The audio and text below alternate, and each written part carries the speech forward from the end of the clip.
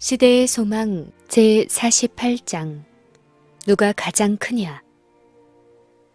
가버나움으로 돌아갈 때 예수께서는 백성들을 가르치던 잘 알려진 장소로 발길을 돌리지 않고 제자들과 함께 임시로 당신의 처소가 될 집을 조용히 찾으셨다. 갈릴리에서 더 머무는 동안 그분의 목적은 무리를 위하여 일하는 것보다는 오히려 제자들을 가르치시는 것이었다.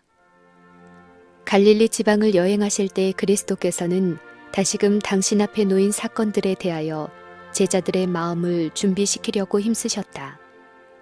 그분은 제자들에게 당신이 예루살렘에 올라가서 죽임을 당하고 다시 살아날 것이라고 말씀하셨다.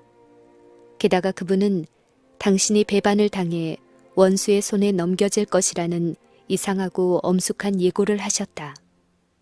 제자들은 아직도 그분의 말씀을 이해하지 못했다. 큰 슬픔의 그림자가 그들 위에 드리웠지만 그들의 마음에는 경쟁하는 정신이 자리를 차지하고 있었다.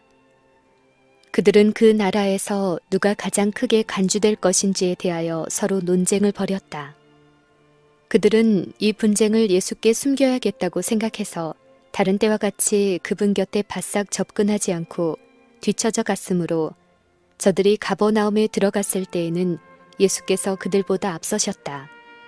예수께서는 그들의 생각을 다 읽고 그들에게 권면하고 훈계하기를 원하셨다.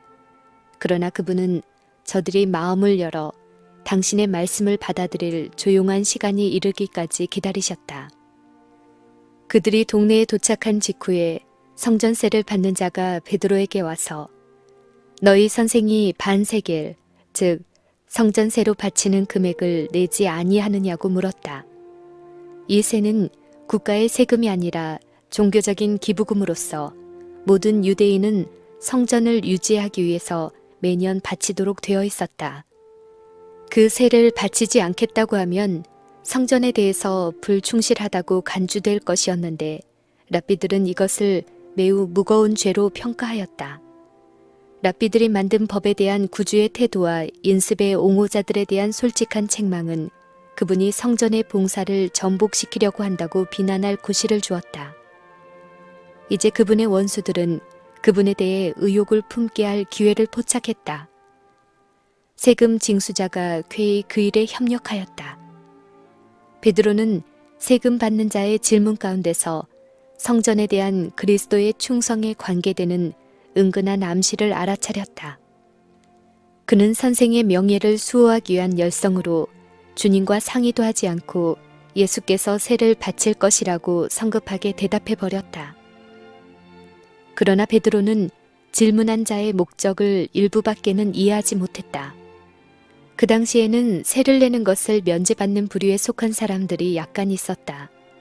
성소 봉사를 위하여 구별되었던 모세 당시의 레위인들은 백성들 가운데서 기업을 받지 못했다.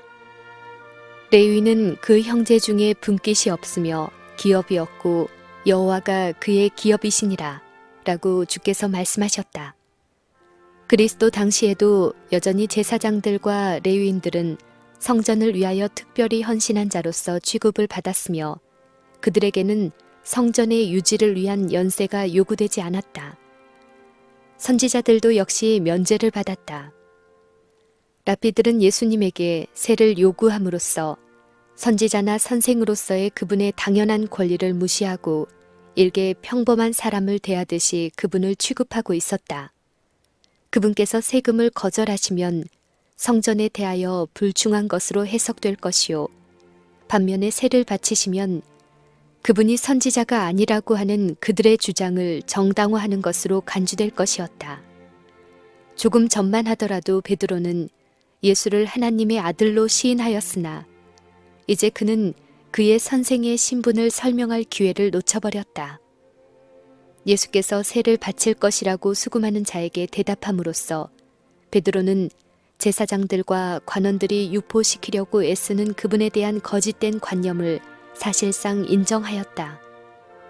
베드로가 집에 들어갔을 때 구주께서는 이미 일어난 일에 대해서는 언급하지 않고 시몬아, 네 생각은 어떠하뇨?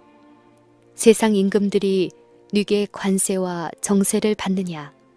자기 아들에게냐? 타인에게냐? 라고 물으셨다. 타인에게니이다. 라고 베드로가 대답하였다.